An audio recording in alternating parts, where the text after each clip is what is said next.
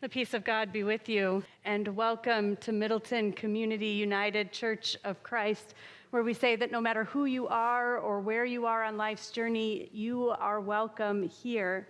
If you're worshiping from home, I'd really encourage you to use the digital friendship pad and let us know that you are here and with us this morning, even if you are not physically here in the room.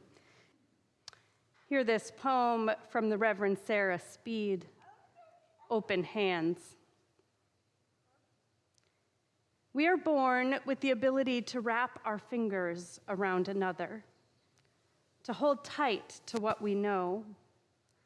Maybe that's where the instinct comes from, this clinging, this sinking, this holding on. Maybe that's why Peter cries, "Never," when Jesus must leave. From the very beginning, we've known how to hold tight. So I pray, open my hands, uncurl my fingers one by one. Loosen the grip that I hold unyielding. Remind me that birds must fly, and children must grow, and leaves must fall. And even though we are born with the ability to hold tight, we can learn how to love with open hands. Amen. Our sacred reading for this morning comes from Matthew's Gospel, chapter 16. A few very short verses, but important ones. From that time on, Jesus began to show his disciples that he must go to Jerusalem and undergo great suffering at the hands of the elders and chief priests and scribes, and be killed, and on the third day be raised. And Peter took him aside and began to rebuke him, saying, "God forbid it, Lord. This must never happen to you." But Jesus turned and said to Peter, "Get behind me, Satan. You are a hindrance to me, for you are setting your mind not on divine things, but on human things." This is the witness of our ancestors in faith. Let us be blessed with understanding.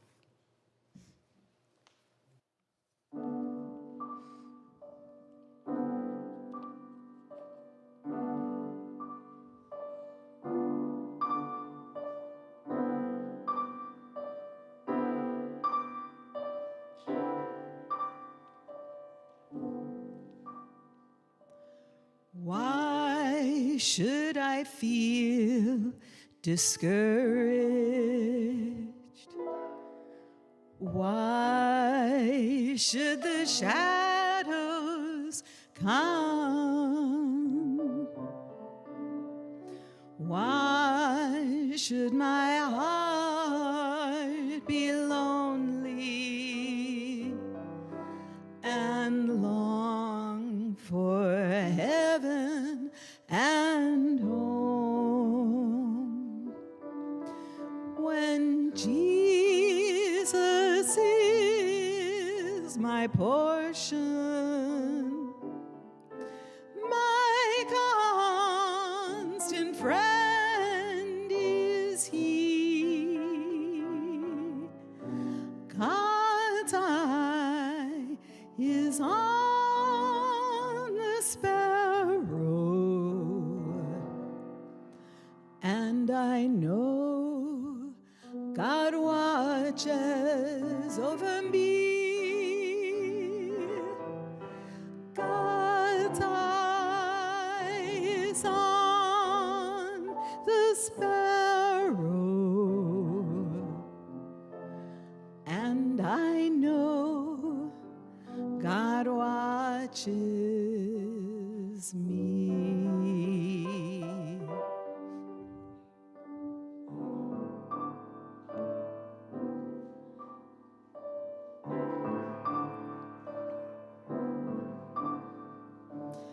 Let not my heart be troubled.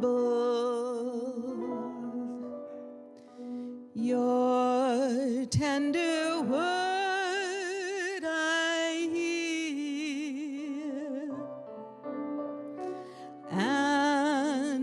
resting on your goodness, I lose my doubt and fear. When Jesus is my portion,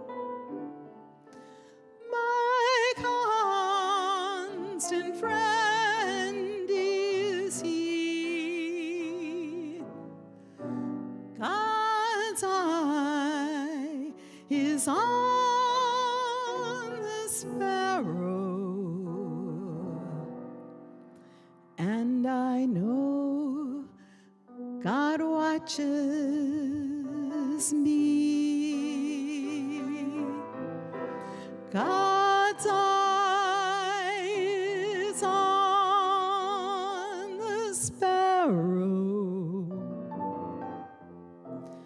and I know God watches me. I sing because I'm happy. I sing because I'm free. God's eye is on the sparrow, and I know God watches me. God's eye is on the sparrow, and I know God watches me.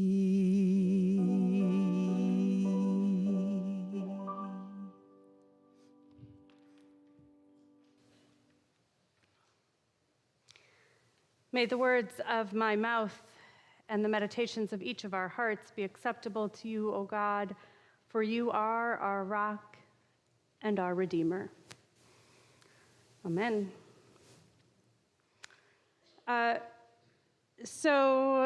Any Daniel Tiger fans in the room?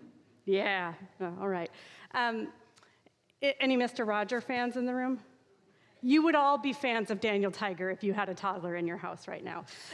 So Daniel Tiger is the next iteration of Mr. Rogers. If, for those of you who don't know, it takes the character of Mr. Rogers' puppet. Remember the little tiger puppet? And it is an animated series about that puppet's son, Daniel, and the land of make-believe, the neighborhood in which they live. And it's really beautiful, and it uses a lot of the same ways of teaching that Mr. Rogers did, but it uses songs a lot. I remember there's a potty song that we sing a lot in my house, even though Asa has no desire to listen to it whatsoever. He really likes to sing the song. And one time this first story has no relevance to what we're doing today, but it's a good one. So I was out with Asa once on one of our adventure days, and we were in a restroom, and I was changing Asa's diaper, and we were talking about going potty in toilets, and I said, if you have to go potty, stop and go right away. And another mom walks in the door at the same time and goes, flush and wash and be on your way. It's a great moment, right? These songs are kind of seeped into what it means to parent young children today. But there's a song that has become really useful in our house that's come to hold a really special place in our home, especially on times that I've left. And it's a very simple song, and it just says, grown-ups come back. It's that simple. In the episode that it comes from, Daniel Tiger's nervous about being left at school all day, right? And he misses his mom and dad, and they remind him that grown-ups come back. Grown-ups come back. And we sing this at my house whenever I leave for a weekend to go up north with the youth or to be gone for a few days. We sing this song, and it helps Asa to calm down and remember that grown-ups come back. One of the times I left that he had kind of a rough time. Sometimes it's easier than others. I remember getting home really late at night, and so I went, and he was already in bed, and I crawled into his bed, and he put his arms around me and said, "Grown-ups, come back." There's something really important for young people to know this truth, right? To feel this attachment to the grown-ups in their lives who love and care for them, right? And we know that we live in a world that not every kid gets that, but I think one of the things many of us work for the children in our lives is for them to know without a doubt that the grown-ups in their lives are there for them. And the research has borne out over the last several decades that that's one of the things that can make the strongest impact on a child's life, particularly children who have experienced trauma or pain that can so often knock their futures off course. The thing that can correct that is knowing that they have a consistent adult in their life who loves and cares for them and is going to come back to them again and again and again. Grown-ups come back. Now, I am an adult, and I am an adult that spends a lot of time with people who have had to say goodbye to their parents in one way or another, who have had to say goodbye to adults who mean a lot to them in their life. And so I have to stop myself every time I sing this song in our home to not finish it with "until they don't."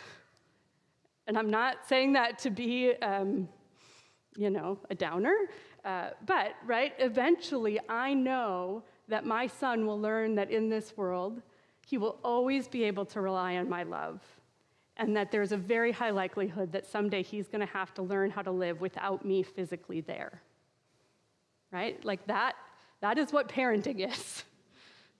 If I figured it out this far, that's where I'm at. There are truths we know about the world and that we hold on to and that bring us back to ourselves and to God and to this world. And those truths are challenged and shaped in every stage of our life. So, I've been talking about Mr. Rogers. There's a great picture of Mr. Rogers. So does anybody remember maybe 10 years ago, Kid President? Any Kid President fans in the room? Kid President was became pretty big online.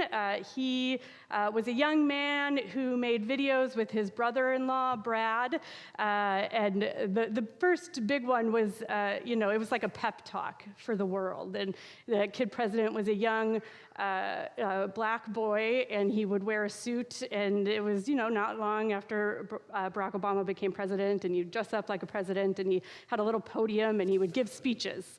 And they'd be speeches motivating people about how we need to move through this world and how we need to live. And it won't surprise you that Brad, the Kid President's brother-in-law who helped make and produce and write these short films, is a big fan of Fred Rogers. And so while they've stopped making videos together, as Kid President is no longer a kid and has had to grow up and live a life not on the internet, Brad has continued to dedicate his life to the kind of work that Fred Rogers dedicated his life to, right? Really committed to this idea of teaching and loving and being a gentle and consistent and safe, loving presence and creating those spaces in the lives of children. So this week in Brad's blog, he shared a really fitting blog post for today's message, where he talked about in his research and his study and his reading about Mr. Rogers, he came across this letter. Now, you probably can't read this, but this is a letter typed by Mr. Rogers himself. It was found in one of his notebooks. And here's what it says. And if you look close at it, you can see like it's a rushed typing on a typewriter. And it says, "Am I kidding myself that I'm able to write a script again? Am I really just whistling Dixie? I wonder, and I don't want to get down to it, I'll never really know. Why don't I trust myself? Really, that's what it's all about. That and not wanting to go through the agony of creation." And then in all caps it says, "After all these years, it's just as bad as ever. I wonder if every creative artist goes through the tortures of this damn trying to create. Oh well, the hour cometh, and now is when I've got to do it." Again in all caps, "Get to it, Fred, get to it. But don't let anybody ever tell anybody else that it was easy. It wasn't." And then he dated it April 1979. There's something about meeting your heroes and your heroes who seem so even, right? Like Mr. Rogers' entire persona was about being calm and safe and confident, that grown up in people's living rooms who made everybody else kind of calm down. And I think there's something really beautiful and really human knowing that this was living in the back of his head. This man who didn't have all the answers, who knew what he was doing was really hard, and that there wasn't always hope. So back to Peter. Where are we with Peter so far? We started at the beginning of Peter's ministry with Jesus. He had come to see the evidence of Jesus' life and power in this world when Jesus healed his mother-in-law, and then he heard Jesus teaching, and then Peter experienced Jesus hauling in this catch of fish after Peter, an experienced fisherman, had been fishing all night. And in that moment, Peter recognized Jesus for who he was and said, "I'm going to follow this guy. I'm going to go, and we're going to be out, and we're going to be in ministry together." So they're traveling all over the place. They are crossing the Sea of Galilee, back and forth, teaching and healing and feeding. When we had this, we tapped into their story again, and Peter experiences walking on water with Jesus and then begins to doubt and ask these questions and lose faith and slip and get caught up in the waves of it all. And Peter experiences Jesus' literal saving hand, pulling him up from the water and back into the boat. And then last week, again, we got this glimpse of Peter and Jesus together, and Jesus asking them, "Who am I?" And Peter answering really clearly, "You are the Messiah, the Son of the living God." And Jesus saying to Peter, "You're right. You have been given this wisdom. You are a rock upon which I will build my church." Right? It seems like after all of these fumbles that Peter has gotten it right, that Peter holds this truth with Jesus about what's going on in the world and what's going on in his life. And then we get to today's story. And it doesn't go great for Peter. Right? And this is just a couple verses after what we read last week. Actually, it's immediately after that. So Jesus has this experience with Peter, says, "You're the rock." And then it says, from that point on, Jesus began to show the disciples what it would mean for him to be the Messiah. He began to show them, and we don't really see how, or right, whether he told them this directly or through lessons or through his healing, but it says that he showed them that he was going to have to suffer and that he was going to have to die. And it doesn't tell us how long this is happening, but it says from that point on. So it kind of feels like some time has passed, that Jesus has been letting them in on what this means for him to be the Messiah. And finally, and I feel this, Peter stops him. No. I know that I'm the one who said you are the Messiah, but if this is what it means, don't do it. Don't do it.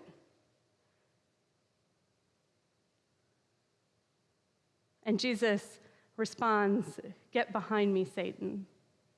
You're a distraction. You've got it wrong." Now, Peter is clinging to something, right? He's clinging to this truth of his knowledge that Jesus is the Messiah, a truth that Jesus has affirmed. What's being rocked is his understanding of what that means, right? So what Peter understands that to mean from the beginning is that that Jesus has come to change things, right? That Jesus is going to be the one who comes and it is going to bring an end to the Roman occupation in their land, that the people of Israel are going to be free again, that they are going to know safety and security. And I imagine what he thinks will happen is that this will happen because of war, right? That what Jesus is leading is a political revolution. What Jesus is clinging to is the love and commitment of a nonviolent God that is offering freedom not just to the people of Israel, but to all of God's people. What Jesus is clinging to is a whole different way that is not of earth, that is not of us. This experience that Peter is having is one that is deeply human. Deeply human. This is our art from today, Hannah Garrity, and she writes that it's the face of Peter peering at Jesus with confusion and frustration and longing and sadness and anger. Peter is having a deeply human experience in this moment.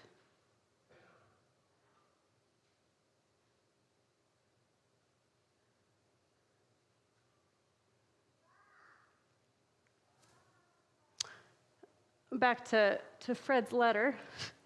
When this was found in his journals, I cropped the photo earlier. There's also a written follow-up note on the bottom of it. And it says 2 and then inserted in 3, 2 and 3 weeks later, "It wasn't easy, but it was good. The 5 new scripts about school are nearly complete, and I can see how helpful they can be. This I must remember. It wasn't easy, but it was good." Brian McLaren writes about the evolution of faith and uses the imagery of how trees grow to kind of show what that might look like, right? So we know we have rings in trees, and we can go back and count the years that the tree has been alive by counting those rings, because the darker rings, the smaller rings, are the growth that the tree experienced during the dry season or here during the winter, right? This is the slower seasons of growth. And then in between, you have the wet seasons or the warm summers when trees expand faster and quicker. And so as the year cycles, these rings grow as a tree gets older and larger. And Brian talks about how the small rings in the tree might, for us, represent those times of deep questioning and unpacking what it is we believe about this world and how it is that we understand the world, understand God, and that those areas of growth are the expansive parts, right? That's when we start to figure it out, that doubt moves us to another level of understanding this world. And what's really powerful for me about this image is it is those moments of doubt and questioning, those moments of reevaluating that makes the tree strong, right? If tree trunks were made just of those growth areas, sure, it would grow fast, but it wouldn't stand for a couple hundred years. And that it's the layers that make it strong.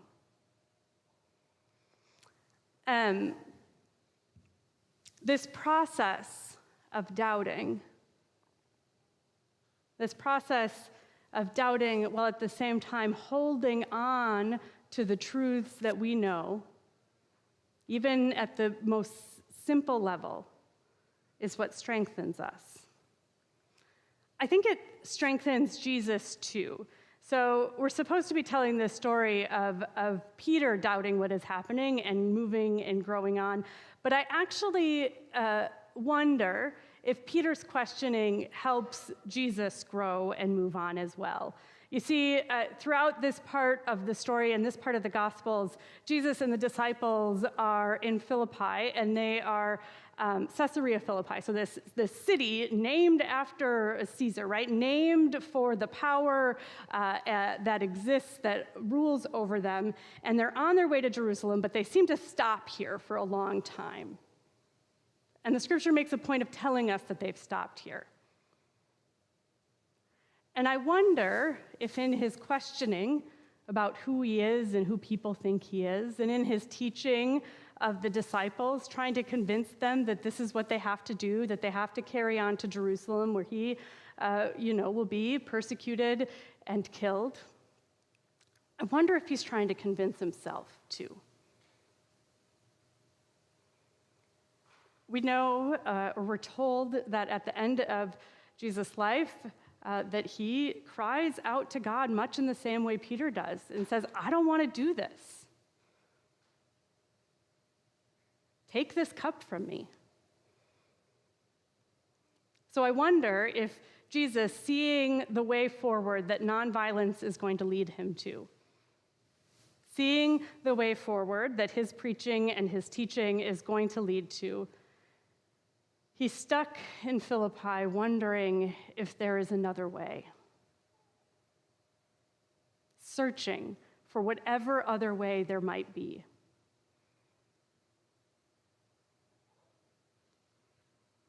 And then Peter offers him another way.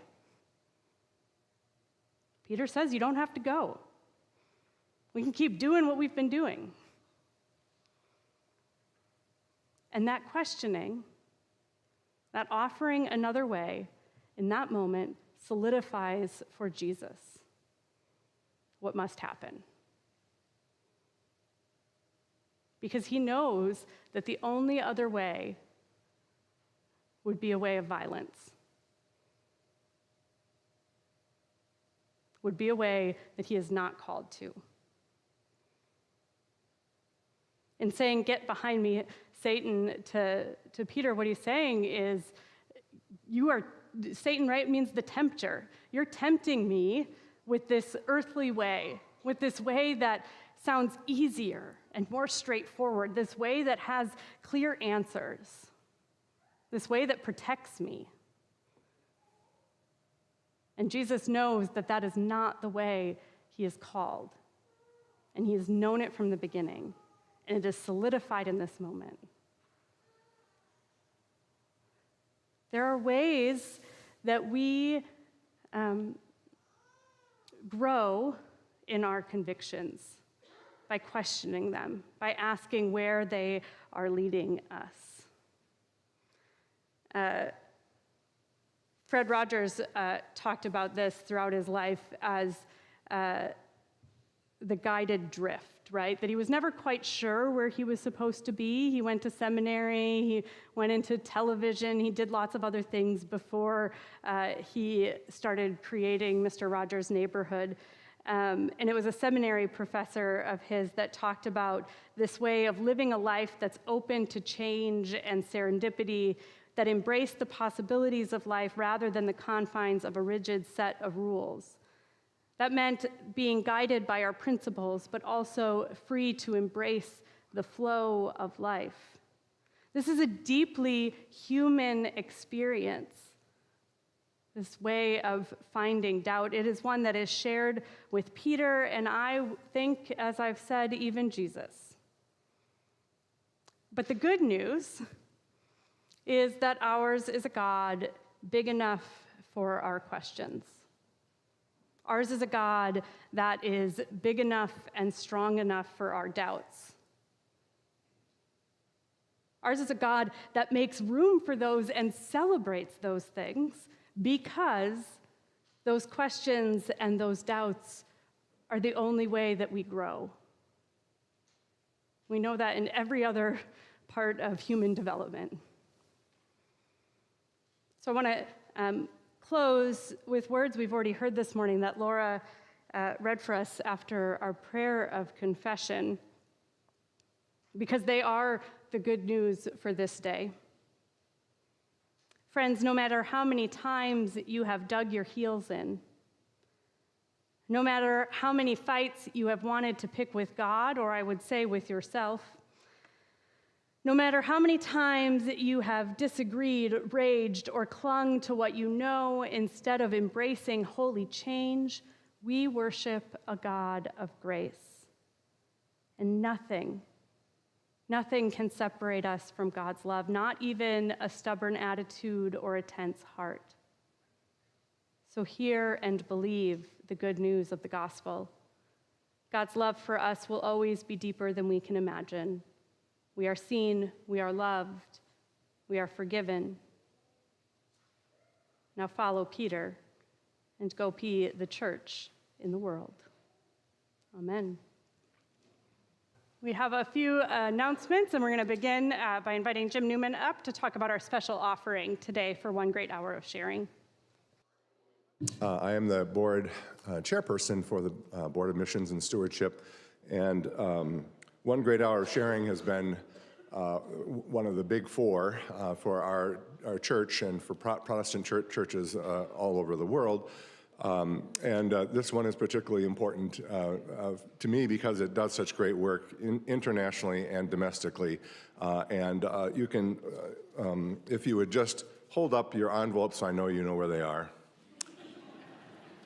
And you can make a donation and put them in the wood boxes on the back wall, or you can do it by accessing the donate button on the church website. So I'll stop now. This is the 75th anniversary of One Great Hour of Sharing, which started in 1949, before television even, so this was done by radio, and they raised over $1 million, which was an amazing amount of money back then. So I said I was going to stop, and I will. This is the story of Don Pedro, and it gives just a great example of how money from One Great Hour of Sharing can help people across the world.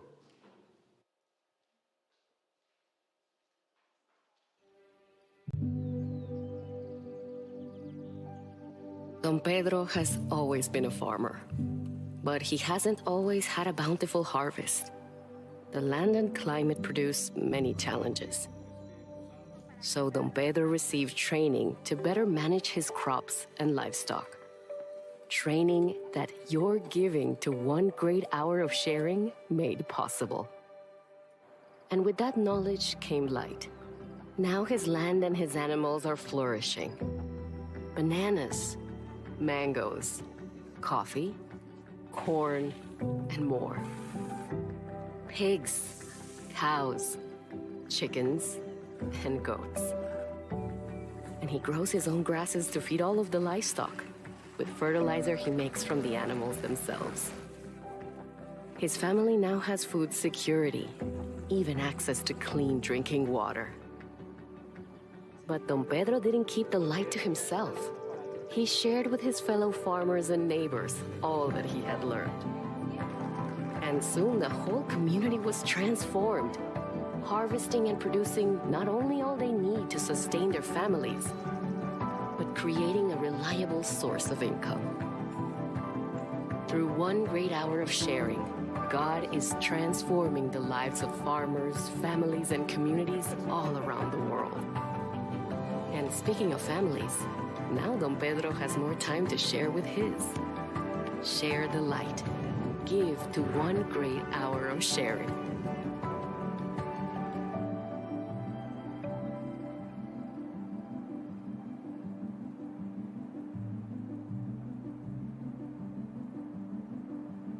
Thank you to everyone who has given to One Great Hour of Sharing in the past and who will give today or this week. Again, you can give through those envelopes, or if you follow this QR code or go to our website, and find the donate button. That'll take you there, and that giving portal will be open throughout this week, I believe. So head on over and contribute to One Great Hour of Sharing.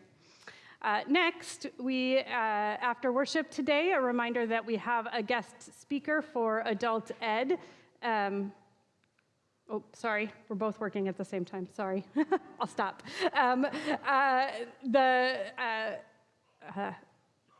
David Ellingson will be here after worship to talk about his new movie, Paddling Through Climate Change. He is the Paddle Pilgrim. He's been here before. I understand he is an excellent speaker, and I'd encourage you to get your coffee and something to eat and come back in here. Make sure you stop at the Just Bakery table and buy something to take home as well. And come, again, he will be here in the sanctuary after worship today.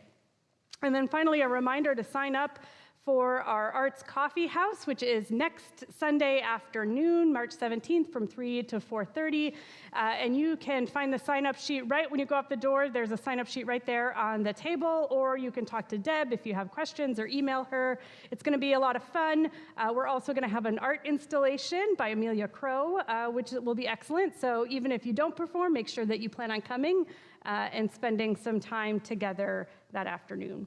Let us stand, friends. And as you do, I will thank you for everyone who contributes to Middleton Community Church and the many ways that you give of your talents and your treasures.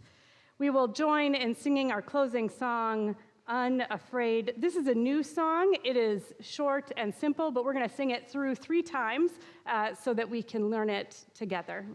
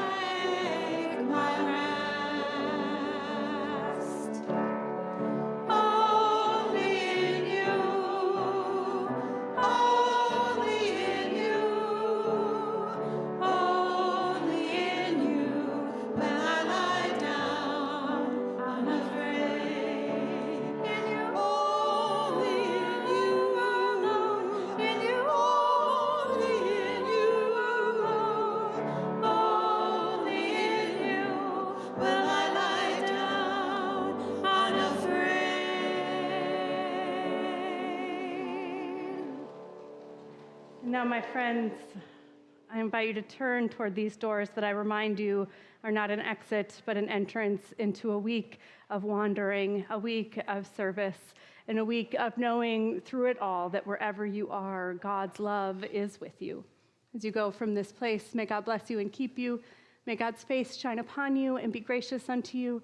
And may God look upon you with kindness and to give you peace today and every day. Amen.